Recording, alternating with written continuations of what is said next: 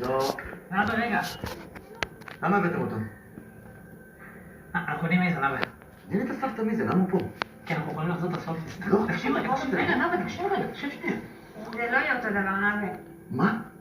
למה שזה לא יהיה אותו דבר? אתה ממש השתנה בשנה האחרונה הזאת? אני השתנתי בשנה האחרונה. ממש. בחיים לא השתנה, אתה בדיוק אותו בן אדם שהיית. נאווה, תן לזה עוד צ'אנס אחד, בבקשה. שונה מה אתה אומר? שנה שלמה אני הייתי פה, נרקבתי בבית הזה. דבר אחד טוב לא ראיתי ממך, אחד. אלכס שולח לי גלויות, עושה לי טובה.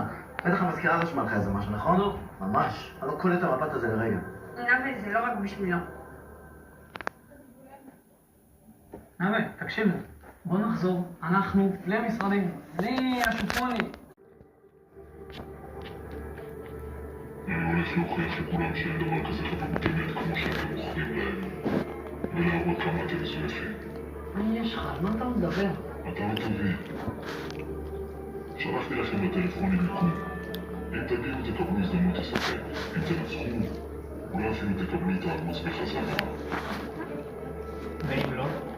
אז כל מה שבניתם יימחק לתמיד. לא רק הערוץ, כל הגיבויים, כל הארכיון, כל ההוכחות שפעם הייתם משהו. מי אתה חושב שאתה?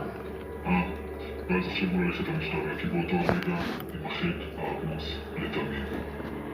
בהצלחה. לא. חייב להתקשר למשטרה, סייבר, משהו.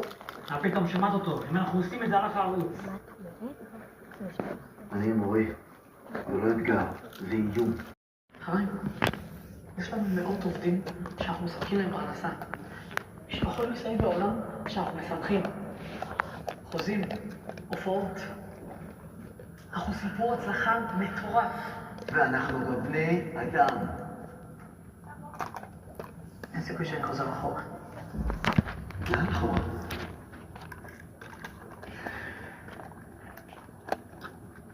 החיים קודמים. שום דבר. להיות עוד אחד שאף אחד לא סופר. תגיד, אתה שומע את עצמך?